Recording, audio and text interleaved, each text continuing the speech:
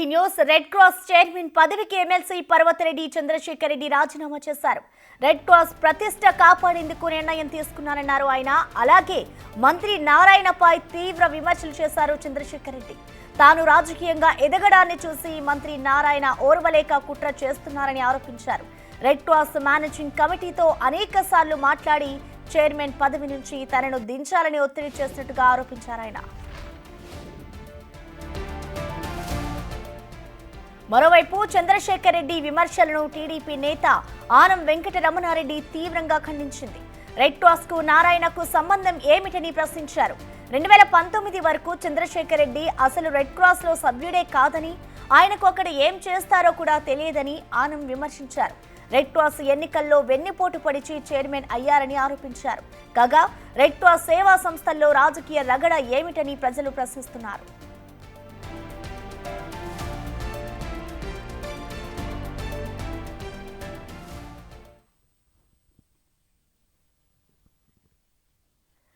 దీనిపై మరింత సమాచారాన్ని మా ప్రతినిధి సురేంద్ర అందిస్తారు లైవ్ ద్వారా. సురేంద్ర, చెప్పండి, ఇటు రెడ్ క్రాస్ చైర్మన్ పదవికి అయితే ఎమ్మెల్సీ పర్వతరెడ్డి రాజీనామా చేస్తారు కదా, అసలు రాజీనామాకి సంబంధించిన కారణాలేంటి సురేంద్ర?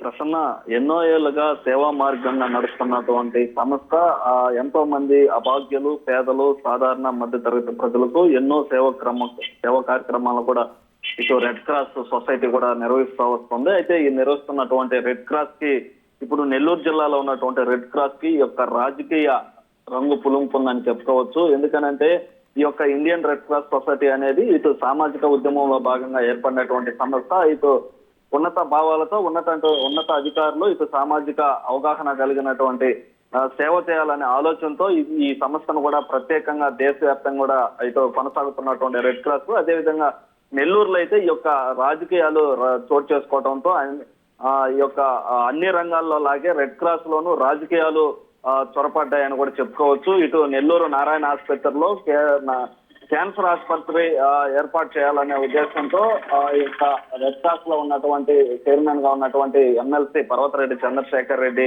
అదేవిధంగా మేనేజ్మెంట్ కమిటీలో 15 మంది సభ్యులు ఉంటారు. ఆ 15 మంది సభ్యులను కూడా ఒత్తిడి చేయడంతో ఈ యొక్క వారందరూ కూడా ఇటు చైర్మన్ ను కూడా మార్చాలనే ఉద్దేశంతో, అదేవిధంగా రాష్ట్రంలో ఉన్నటువంటి అన్ని జిల్లాల్లో కూడా ఈ టీడీపీ కూటమి ప్రభుత్వంకి అనుకూలంగా ఉన్నటువంటి వారిని ఇటు రెడ్ క్రాస్ చైర్మన్ గా నియమిస్తున్నారని చెప్పి కూడా ఇటు పర్వతరెడ్డి చంద్రశేఖర్ రెడ్డి నిన్న రాజీనామా పత్రం ఇటు మీడియాకి చూపిస్తూ కూడా అనేక వ్యాఖ్యలు చేసినటువంటి పరిస్థితి ఉంది. అయితే ఇటు మరొక ప్రజలు కూడా ఇటు వైసీపీ బాటలోనే టీడీపీ నేతలు కూడా నడుస్తున్నారని చెప్పి కూడా ఇటు ప్రజలు కూడా ప్రశ్నించేటువంటి పరిస్థితి ఉంది. అయితే ఏదేమైనప్పటికీ కూడా ఇటు దేశంలోనే మంచి పేరు తెచ్చుకొని ఇటు జిల్లా వ్యాప్తంగా ఎందరో పారిశ్రామికవేత్తలు, నగర పెద్దలు, అదేవిధంగా విరాళాలు అందించి ఈ యొక్క దాతల సహకారంతో సేవ చేయాలనే వ్యక్తుల సంకల్ప బలంతో ఈ యొక్క రెడ్ క్రాస్ నడుస్తా ఉంది. ఈ నడుస్తున్నటువంటి క్రమంలో ఒక్కసారిగా ఈ యొక్క రాజకీయ ఆరోపణలు ఏవైతే ఉన్నాయో, విమర్శలు ఏవైతే ఉన్నాయో, ఇవన్నీ కూడా ప్రజలు ఈ రెడ్ క్రాస్ సంస్థలో ఎంతో మందికి సేవా కార్యక్రమాలు చేస్తున్నటువంటి ఈ రెడ్ క్రాస్ లో ఈ యొక్క రాజకీయాలు ఏమిటని కూడా ప్రశ్నిస్తా ఉన్నారు. అదేవిధంగా ఈ యొక్క రెడ్ క్రాస్ సంస్థలో మొత్తం 13 ప్రాజెక్టులు ఉంటాయి. ఈ 13 ప్రాజెక్టులు కూడా ఈ యొక్క అందులో ఈ జొక్కా సుజాతమ్మ క్యాన్సర్ ఆసుపత్రి కావచ్చు, బ్లడ్ బ్యాంక్ కావచ్చు, మానసిక వికలాంగుల పిల్లల శిక్షణా కేంద్రం కావచ్చు, ఇలా అనేక రకమైనటువంటి 13 ప్రాజెక్టులు అయితే ఈ యొక్క నడుస్తా ఉన్నాయి. అదేవిధంగా డిస్టార్ మేనేజ్మెంట్ సెంటర్ ను ఇదే విధంగా రెడ్ క్రాస్ నడుపుతా వస్తుంది. ఇక్కడ సభ్యులు ఎప్పటి నుంచో కూడా ఈ యొక్క ఏ రాజకీయ పార్టీల్లో ఉన్నా, ఏ సంస్థలో ఉన్నా సేవాభావంతో రెడ్ క్రాస్ ని నడుపుతూ వస్తూ ఉన్నారు. క్యాన్సర్ ఆసుపత్రికి సంబంధించి ఇటు బ్లడ్ బ్యాంకులు అనేక మంది అభాగ్యులు కావచ్చు, పేద సామాన్యులు ఎవరైతే ఉన్నారో కూడా అనేక మంది బ్లడ్ దొరికినట్టు వారు ఈ యొక్క రెడ్ క్రాస్ నుంచి కూడా తీసుకుంటూ నేపథ్యంలో ఈ యొక్క రెడ్ క్రాస్ లో రాజకీయాలు ఎందుకు అని చెప్పి కూడా ఇటు అనేక ప్రశ్నలు, అనేక విమర్శలు, అనేక ఆరోపణలు కూడా వస్తున్నటువంటి పరిస్థితి ఉంది.